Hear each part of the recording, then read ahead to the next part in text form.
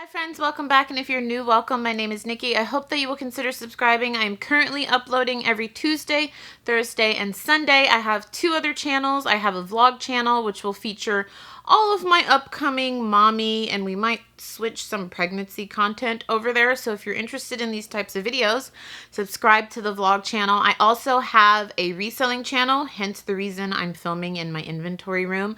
So one of my part-time jobs for the last 10 years has been that I sell clothing, shoes, handbags, accessories on Poshmark, Amazon, eBay, ThredUp, all of those platforms. So I'm in my third bedroom. This is soon to be my baby's nursery, but for now it is a storage room. I think we're going to empty this out. When I say we, my boyfriend's going to do all the work within 2 weeks. So I just wanted to get out of my office. I'm in the process of decorating my new office, and it looks like a tornado hit, and I just wanted to like switch things up. So that's why I'm filming with all this stuff behind me. This is just one of my jobs. But we are doing a week 16 pregnancy update. If you haven't seen my other updates, my symptoms videos, I will leave a link to the playlist down below.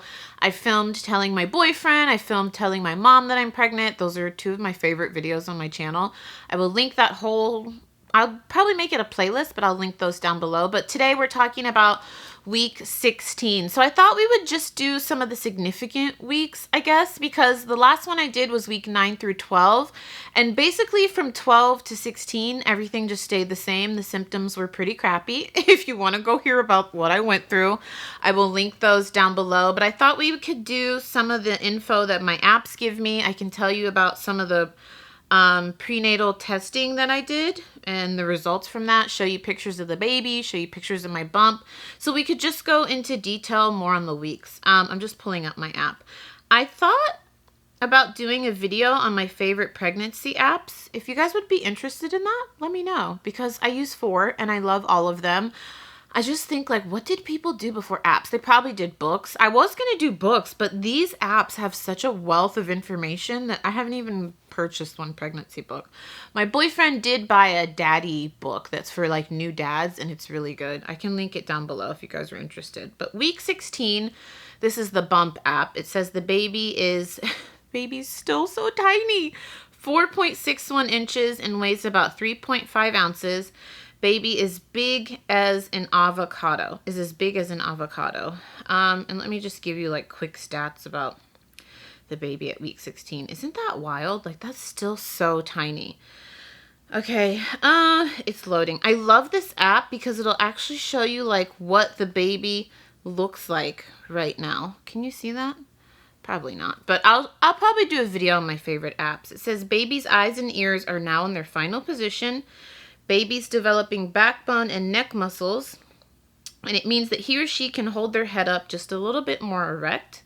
Baby's heart is already pumping hard, pumping 25 quarts of blood a day. And it says, no wonder your pelvic region is feeling heavier. Yeah, you think? There's a cup of amniotic fluid in your uterus, and then you can switch it to My Body, and then it'll tell you about things that are happening in your body. It says at week 16, baby's as big as an avocado.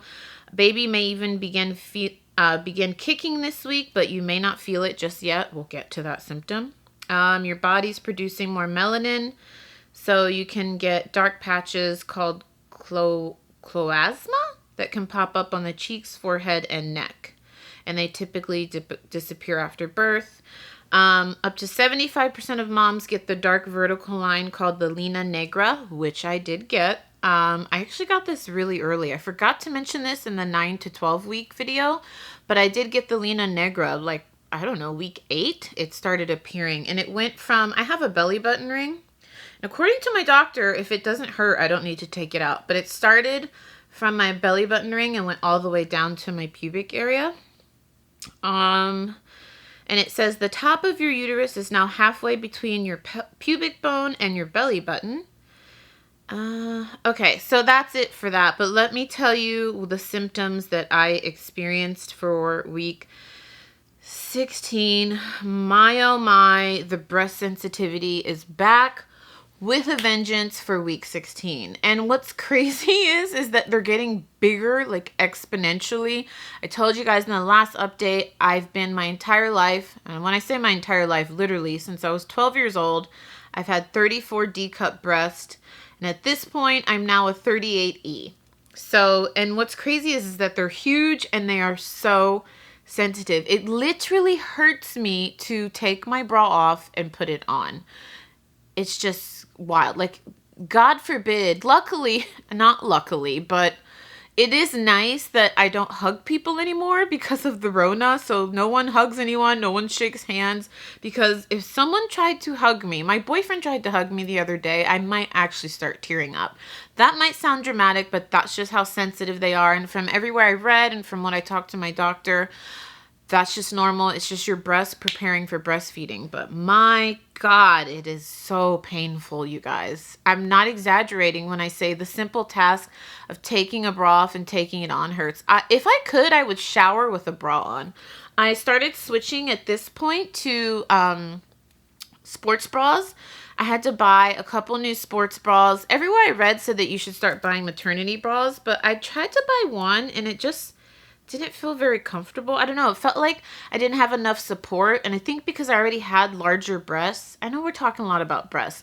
These videos are very TMI, but that's just what they are when you get a pregnancy update.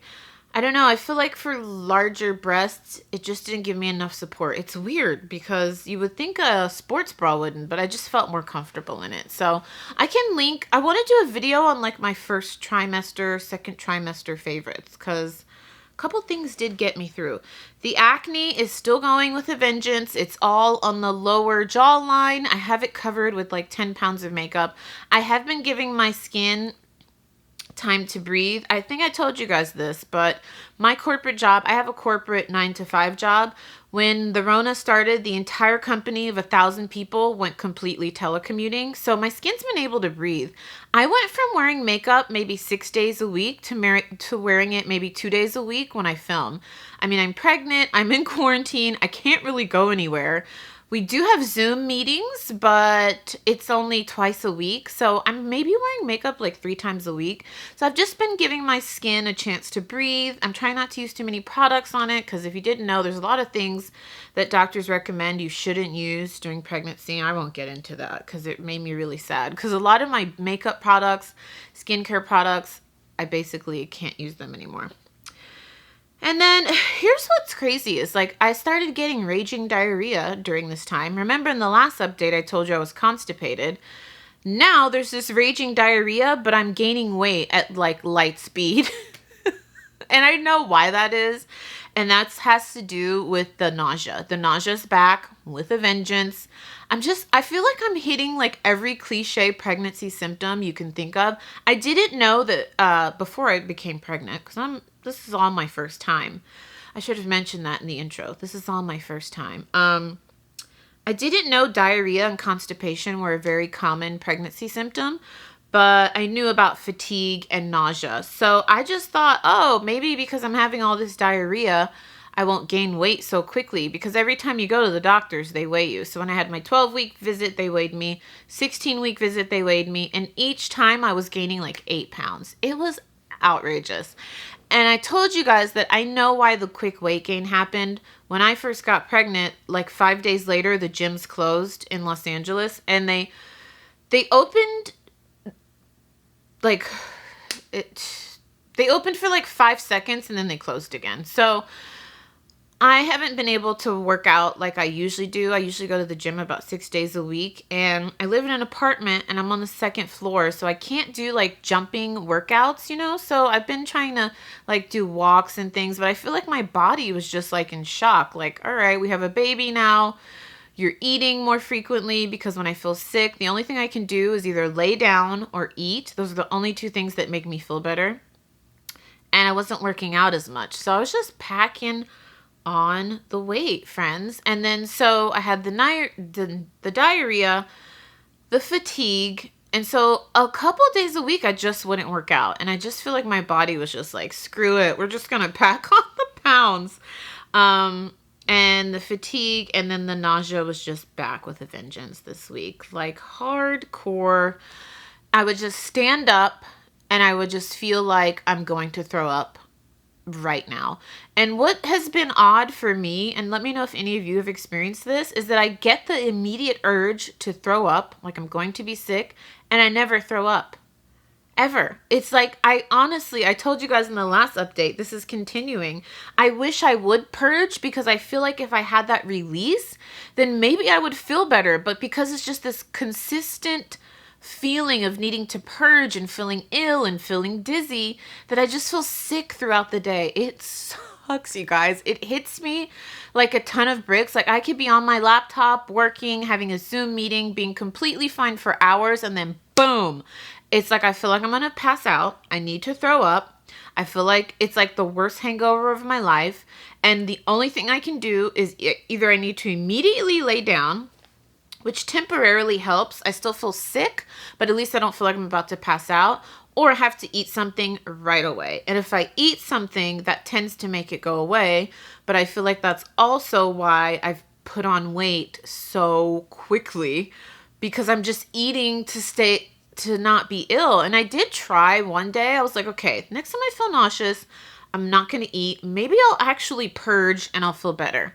No purge, no even urge to throw up, none of that. I'm sorry if any of this makes you sick. I know for some people, just talking about throwing up and stuff makes them sick, but it's a pregnancy update video and this is what I've been living. And no, the nausea just stayed. It was awful. It was probably one of the sickest times I've ever felt in my life. And it just made me realize how lucky I am to overall be a very healthy person. Like some people deal with real life shiznat, cancer and COVID, and they're on ventilators and their health is just not well. And I'm just over here dealing with nausea, feeling like I'm going to die. I'm just so grateful to be a healthy person. Overall, I'm just so grateful. This pregnancy has made me so grateful that overall, most of my life, I've been very healthy and very blessed, because a lot of people are not that way and they're struggling and they just feel like this all the time or worse. You know what I mean? So I just had to remind myself of that. Like, you're growing a life, you're growing a child. This is worth it. Just eat. So I told you guys, I've really been struggling with the weight gain. This is the most I've ever weighed in my life. This is the fastest I've ever gained weight in my life. I mean, from my 12-week appointment to my 16-week appointment, I gained 8 pounds. That's a lot. And that's just been happening consistently. So I'm just trying to be easy on myself. If I need to eat 10 little snacky meals a day so that I don't faint and I don't feel like I'm dying, then that's what I have to do. And I'm not being dramatic. The nausea was so bad to the point where I was like, what am I supposed to do here? Do I just curl up in a ball and cry? What am I supposed to do? So it's been rough, friends. Any of you experiencing that? If you're pregnant right now or you have had a baby and you experienced that, let me know. Some of you told me that you got so sick that you just couldn't eat food and you lost weight. And I'm like, God dang, I wish I had that problem. If I don't eat, I feel like I'm going to black out. It's just awful. I wish it was the reverse where, obviously, of course, I wish I wasn't sick at all. But if I had to have nausea, I wish it was to the point where it's just I don't want food. Food makes me sick. Nope, girlfriend, I could eat a whole truckload of something if I'm craving it. So, yeah. And then my cravings are all over the place. That's still staying consistent. I'm not just craving one type of food. I'm not just craving sweet. I'm craving sweet, salty, and cold. So everything. It's just weird. It's just an interesting time. The women's body is just really amazing. I'm trying to think of anything else. Oh, so I did have my 17-week visit. I'll put bump photos on the screen, and then I'll put photos of baby on the screen. I get so excited to see the baby and hear the heartbeat. I told you guys, I think in the last video, they're not allowing my boyfriend to come to any of the visits. They're just, no one can go to any of the visits with any of the ladies. So I would film the visit, but I'm literally doing the whole visit with him like this on, we use Google Duo because I have Android, he has iPhone, and he's at every visit. But it's just so exciting. We got to hear the heartbeat. We got the little ultrasound photos. They weighed me. And so the way my doctor does it is At first I go every 4 weeks. So I went at 7 weeks, 12 weeks, 16 weeks, and then I have to do my 4D scan, my like detailed anatomy scan is what they call it, 20 weeks. And then I don't go back to my doctor until 26 weeks? No, 24 weeks.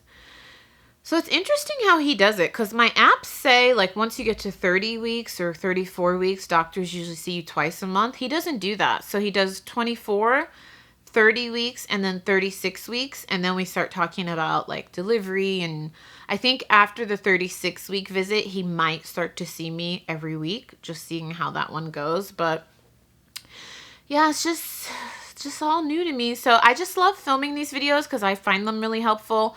Hopefully you guys enjoy. There will be mommy vlogs. I'm so excited to film. I'm going to film everything. I really hope my labor, fingers crossed, I'm just putting good energy, giving myself positive affirmations, that my labor is somewhat easy for me, because I want to film everything and I feel like no one's going to capture everything the way I would.